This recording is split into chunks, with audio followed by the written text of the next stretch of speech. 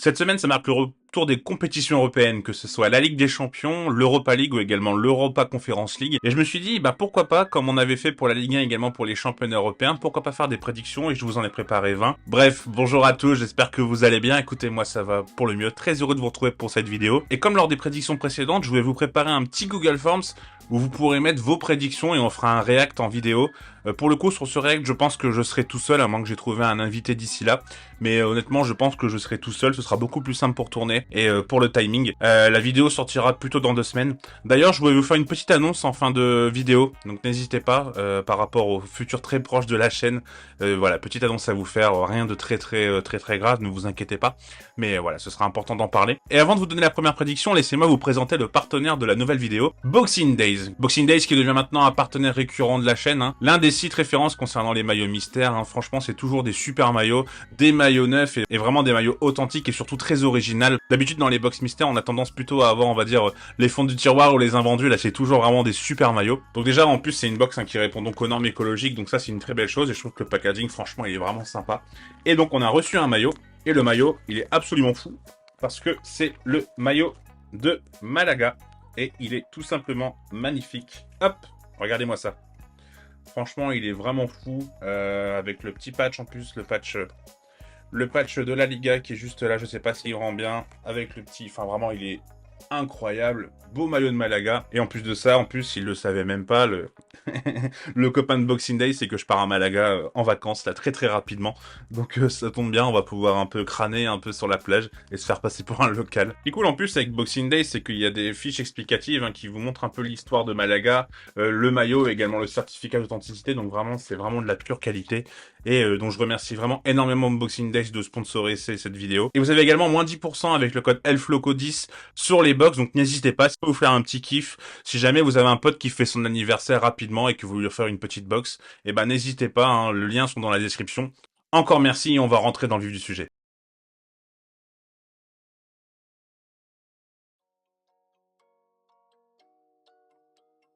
Pour la première prédiction, on va faire une prédiction assez générale et je pense que au moins la moitié des clubs français vont se qualifier. Donc ça veut dire au minimum 3. Et je pense que ce sera un dans chaque compétition. Je pense que le PSG devrait quand même se qualifier assez facilement dans sa poule, même si cette poule est quand même la poule de la mort, si je puis dire, même si au final je pense que le PSG est pour moi le favori de cette poule, mais il faudra quand même se méfier notamment du Milan qui est en plutôt en belle forme. On en reparlera après dans une autre prédiction concernant le PSG, mais voilà, j'ai plutôt un bon feeling. Et je pense que le LOSC en Conference League, pareil, devrait s'en sortir quand même avec leur poule. Ce sera peut-être difficile, mais ils devraient quand même se qualifier sans souci, même si peut-être qu'il y aura des points perdus à l'extérieur, parce que c'est jamais simple. Normalement à domicile, ça devrait être un sans faute, surtout que Lille à Pierre-Mauroy est vraiment costaud. Donc voilà, j'ai du mal à voir Lille finir autre chose que premier et se qualifier assez facilement de la poule. Et en Europa League, j'ai tendance à vouloir mettre Rennes quand même qui devrait se qualifier sans souci. Parce que voilà, Rennes a un groupe certes avec Villarreal, mais les autres concurrents, normalement, ça devrait pas poser de problème. Donc je pense que Rennes devrait se qualifier, c'est pourquoi je pense qu'il y en a facilement 3 qui devraient se qualifier. Concernant Lens, c'est difficile d'imaginer qu'ils se qualifient, surtout avec vu le début de saison. Moi je souhaite qu'ils se qualifient, hein. Je serais vraiment très ravi parce que c'est un club qui a tellement bien bossé, qui mérite de se retrouver là et qui mériterait de goûter plus loin que les poules. Mais bon, je pense qu'il faut être réaliste et ça va quand même être très difficile, même si la poule n'est pas si dure que ça. Et encore, moi je trouve qu'elle est pas si simple. Bon, Marseille, pour moi, il y a une possibilité de se qualifier. J'avoue avoir des très gros doutes sur Marcelino. Je suis un peu dubitatif. Donc c'est vrai qu'à voir comment il va pouvoir se réinventer, parce que pour moi son 4-4-2 il est pas viable en fait, il a pas les joueurs nécessaires pour, et c'est peut-être là un peu les limites de Longoria. On va pas faire un débat sur l'Olympique de Marseille, mais voilà, passer d'un Tudor à un Marcelino d'un point de vue tactique c'est diamétralement opposé, et même si à chaque mercato il y a quand même beaucoup de recrues, j'ai quand même beaucoup de doutes sur Marcelino, et ouais, assez inquiet pour Marseille, mais pour moi il devrait se qualifier parce qu'en fait bon, Brighton c'est vraiment très fort pour le coup, ça il y a pas de souci.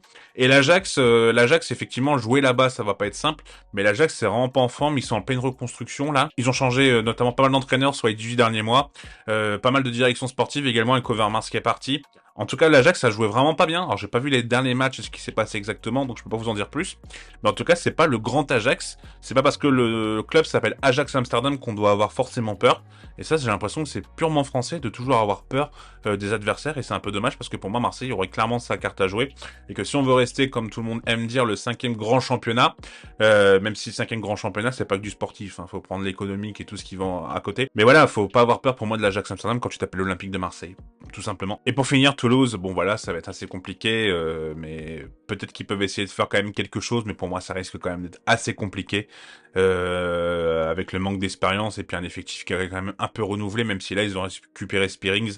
Ça me semble quand même difficile pour Toulouse de se qualifier, donc c'est pourquoi. Au moins 3. Bon, j'aimerais 6, hein, bien entendu, mais au moins 3 et peut-être 4 si Marseille n'a pas peur et qu'ils arrivent, et que Marcelino me fait mentir, mais pour moi, il y aura au moins 3 qualifiés, quasiment sûr.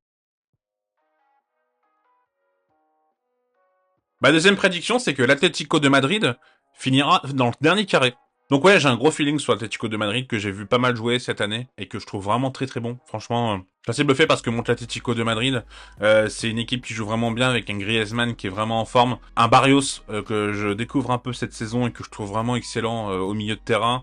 Et c'est une défense qui est toujours aussi bonne, mais c'est plus le jeu, hein, voilà, c'est plus le cholismo, on va dire pur et dur. Depuis plusieurs mois, hein, pas que depuis cette saison, mais c'est vrai que on a vraiment une belle équipe de l'Atlético de Madrid qui propose vraiment du super jeu. Et je pense sincèrement que, ouais, l'Atlético de Madrid, ils peuvent aller très très loin, ils peuvent aller au moins en dernier carré. Je pense que ça peut être leur année.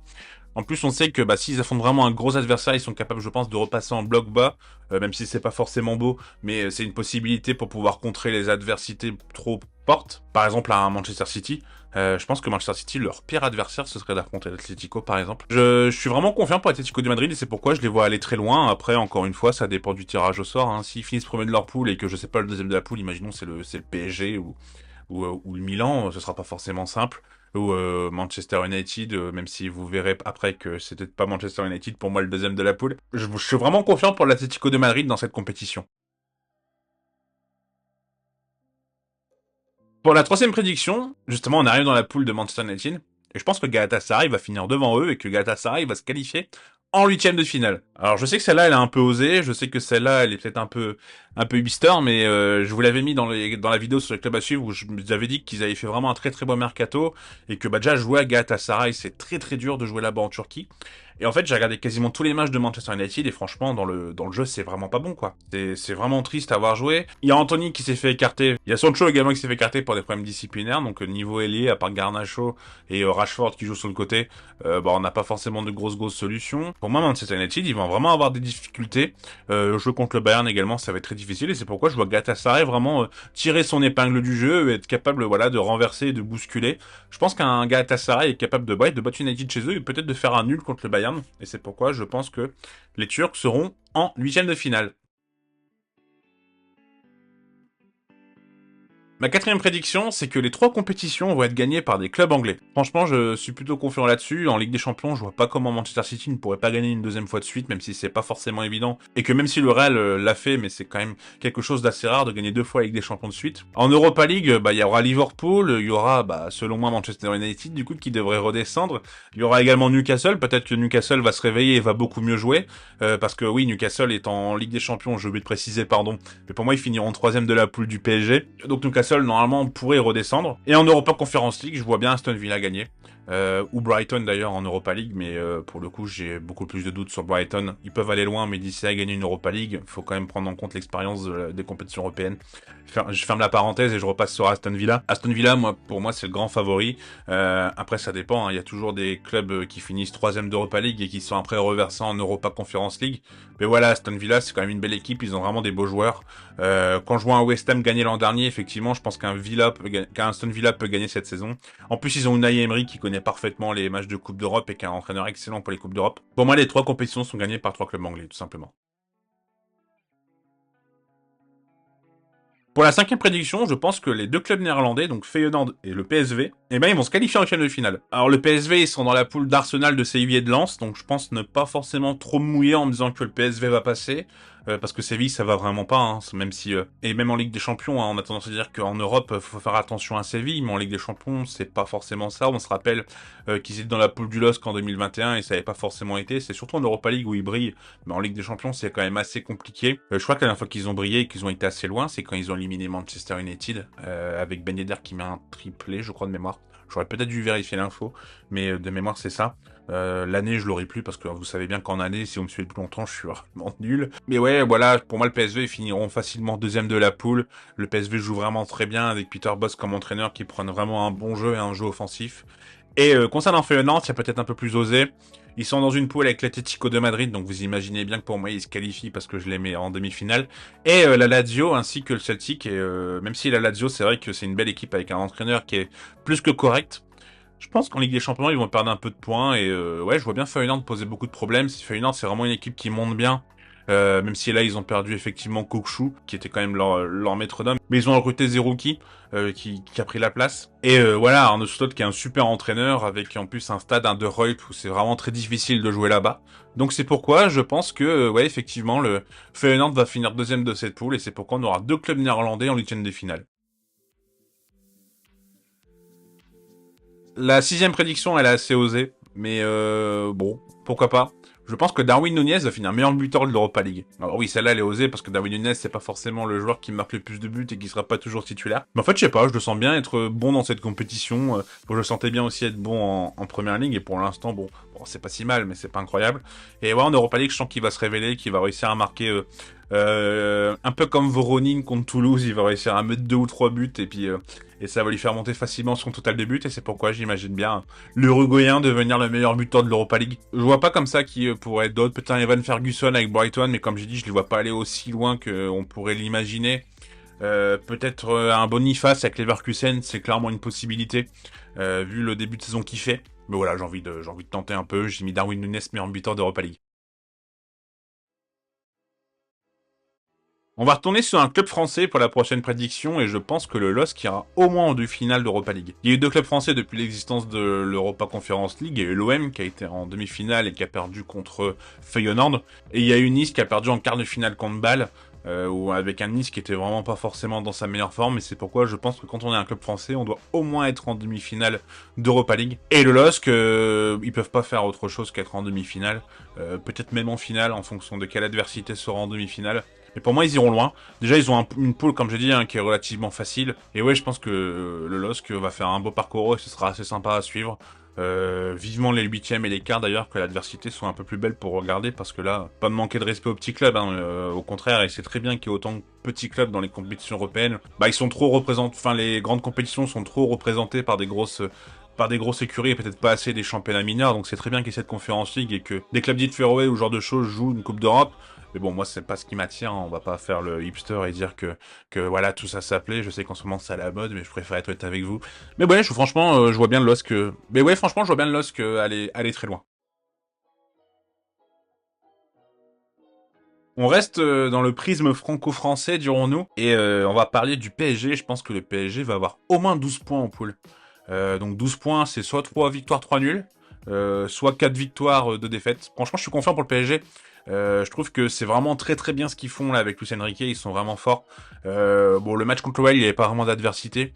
Le match contre Lens, par contre, ils m'ont vraiment impressionné, je les ai trouvés vraiment très très bons.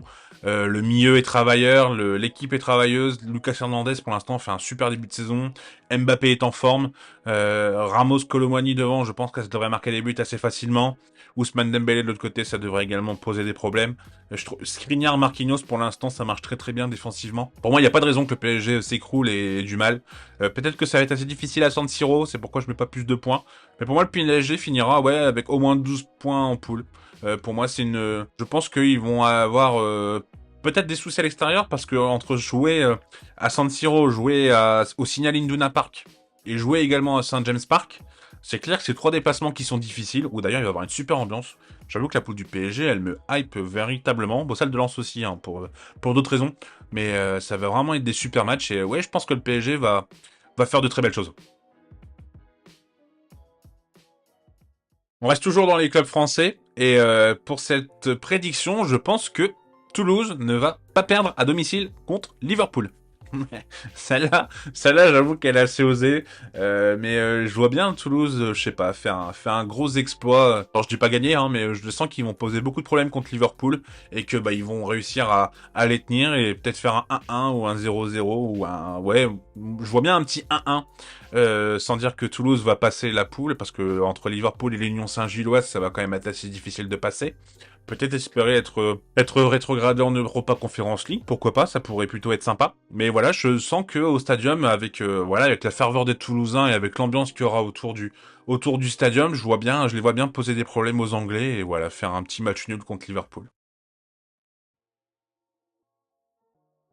Pour la 10e prédiction, donc on arrive à la moitié de la vidéo et je pense qu'en demi-finale, il y aura 4 clubs et ce sera de 4 pays et ce seront de 4 pays différents. Donc je vous l'ai dit, hein, je pense qu'il y aura l'Espagnol parce qu'il y aura un club espagnol parce qu'il y aura l'Atlético, il y aura un Manchester City parce que je vous l'ai dit également. Et en fait, je pense qu'il y aura un club italien, notamment l'Inter, que je sens plutôt bien, qui a fait un vrai match là contre la Fiorentina où ils ont vraiment été très intéressants, ou peut-être même l'AC Milan. Mais je vois bien un club italien, voilà, redevenir en demi-finale et ce serait une très belle chose pour la Serie A. Et soit un club allemand avec le Bayern, ou soit un club français avec le PSG.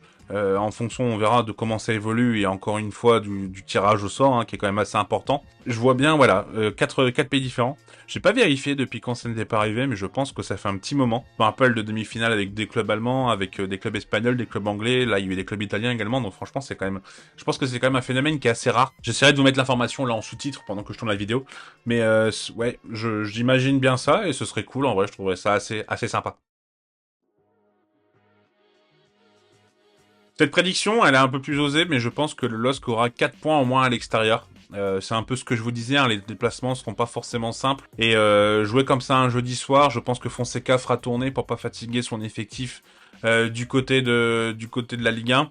Et c'est pourquoi je pense que le LOSC aura 4 points au moins à l'extérieur, 3 victoires à domicile, c'est quasiment pour moi inévitable. Et je pense que ce sera ça, et c'est pourquoi je dis que le LOSC devrait se qualifier quand même facilement dans cette poule. Voilà, pas plus à en dire, hein, parce que j'ai déjà parlé du LOSC tout à l'heure, mais voilà, petite prédiction.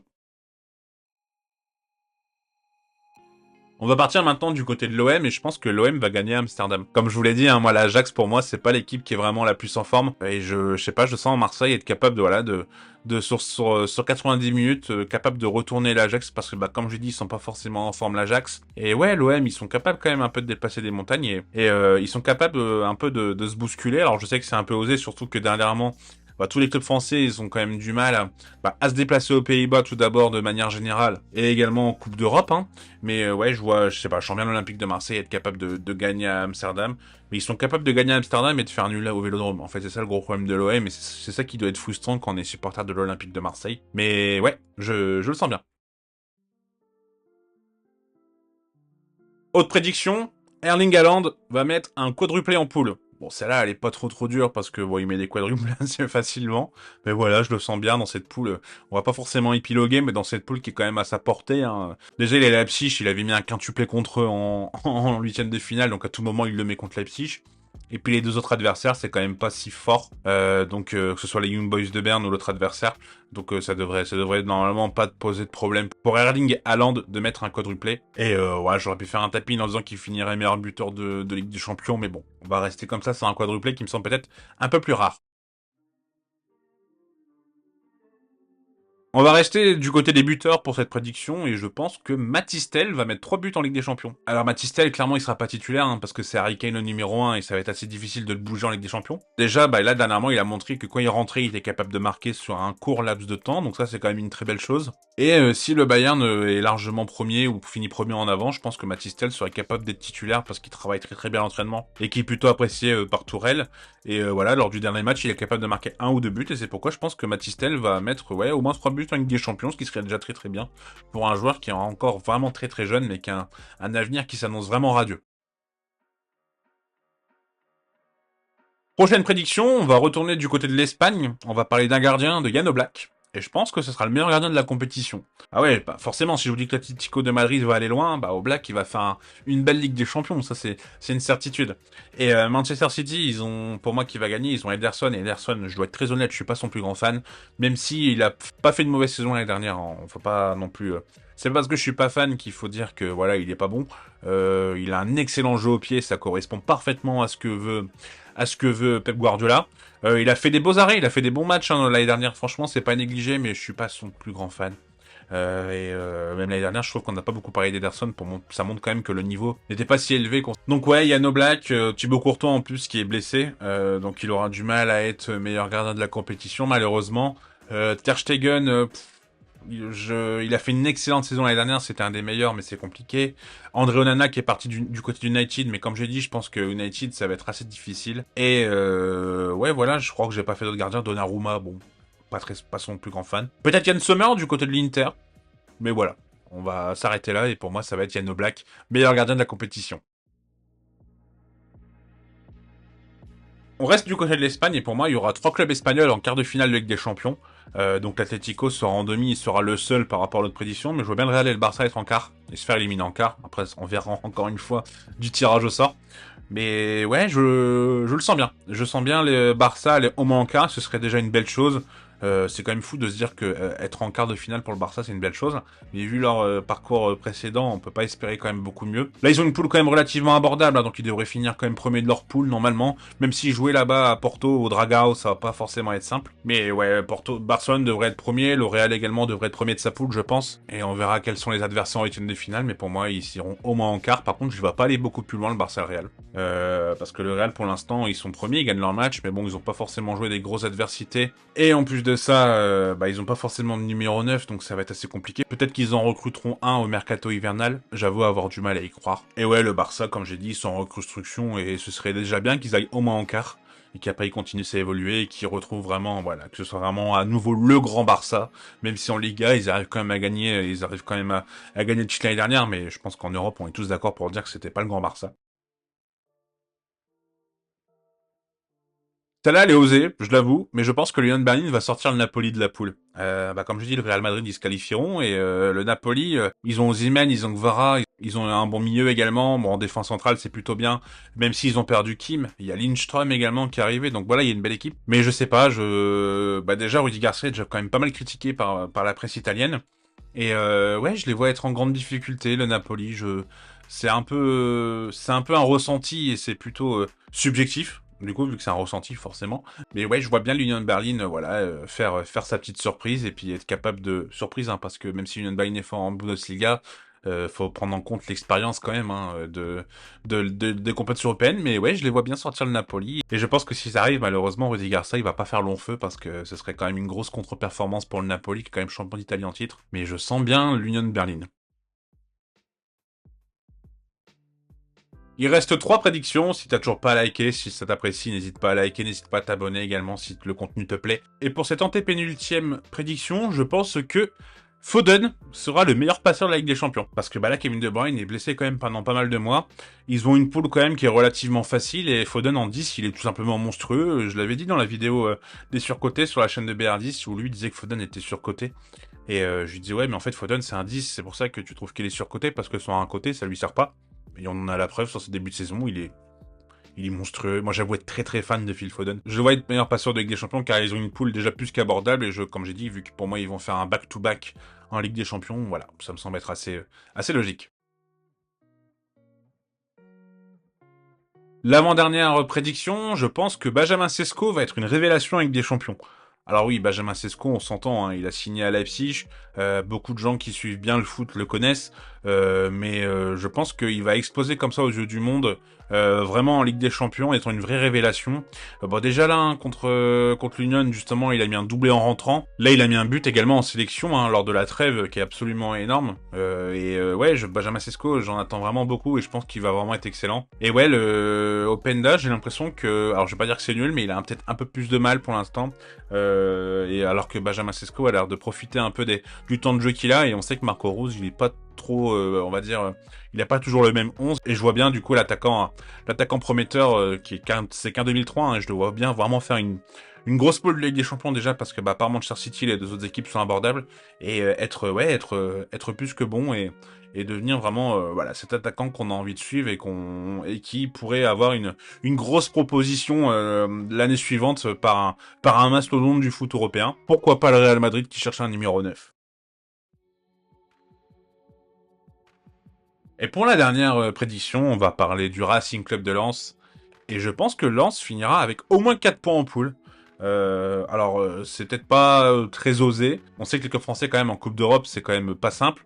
Alors, je veux pas envie de taper sur Marseille, hein. C'est plus un fait qu'une moquerie. L'Olympique de Marseille, en poule, ils ont quand même rarement eu 4 points, à part l'année dernière où ça s'est plutôt bien passé. Mais ça n'a pas toujours été le cas d'avoir 4 points. Il y avait pas mal de clubs comme ça qui ont eu du mal à avoir plus de 4 points en poule. Voilà, je prends l'exemple de Marseille parce que c'est le plus parlant, mais il y en a eu pas mal qui ont fait pareil. Et je vois bien Lens en fait gagner un match et faire un match nul à Bollaert. Je les vois bien battre Séville et faire nul contre le PSV. Par contre à l'extérieur, je les vois faire 3 défaites malheureusement, ça c'est dur, mais voilà. Et puis je les vois perdre contre Arsenal à domicile, même si à Bollaert tout est possible, comme j'avais expliqué dans la vidéo sur le tirage au sort. Mais ouais, s'ils arrivent déjà au moins à avoir 4 points et qu'ils partent avec les honneurs en proposant un beau jeu, ce sera une belle chose. Après la Ligue 1, en fait, le truc c'est qu'en Ligue 1, ils sont mal partis, donc ils vont pas pouvoir se permettre de faire tourner n'importe comment le dimanche. Donc je pense qu'il va y avoir des forces qui vont être laissées en Ligue 1. Et du coup, le mardi ou le mercredi, quand ils jouent, bah, il va y avoir une équipe quand même assez type, mais fatiguée. Et c'est pourquoi je pense que Lens n'aura pas énormément de points, mais ils en auront au moins 4. De toute façon, ils en auront 7, ils en auront 10, parce que vu que c'est au moins. Mais je les sens quand même être capables de s'en sortir. J'espère que la vidéo vous aura plu. Écoutez, comme d'habitude, je prends beaucoup de plaisir à faire ces vidéos. N'hésitez pas à liker, n'hésitez pas à vous abonner si ça plaît, n'hésitez pas à mettre votre prédiction sur le Google Doc que je mets. Comme ça, on se fera une petite vidéo React et puis on pourra partager un peu ensemble vos ressentis. Moi, je trouve ça plutôt cool. Comme je vous le dis sur celle-là, je pense que je serai tout seul sur la vidéo, ce sera beaucoup plus simple. Parce que voilà, c'est l'annonce que je voulais vous faire, mais il n'y aura pas de vidéo pendant 2 semaines. Parce que je pars en vacances. Je pars à Malaga justement. C'est pourquoi Boxing Day, ce qui m'offre le maillot de Malaga sans le savoir, c'est quand même assez fou. Je pars le lendemain où la vidéo sort. Donc ça va faire du bien. Parce que besoin de couper, pour être tout à fait honnête avec vous, besoin de couper, besoin de se vider la tête. Parce que malheureusement, en fait, YouTube, même quand on fait pas de vidéo, on a toujours un peu la tête dedans, on y pense toujours beaucoup. On a tendance à beaucoup trop m'en parler en dehors des vidéos, ce qui me gonfle royalement. C'est difficile de déconnecter. Donc là, ça va faire du bien. J'avoue d'être loin comme ça à Malaga, de penser à rien, et je pense que on va aussi en profiter pour faire une pause sur Twitter.